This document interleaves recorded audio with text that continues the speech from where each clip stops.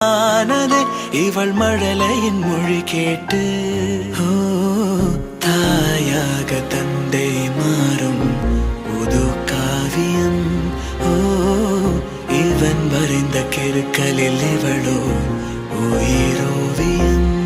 இரு உயிர் ஒன்று சேர்ந்து இங்கு ஓர் உயிராகுதே.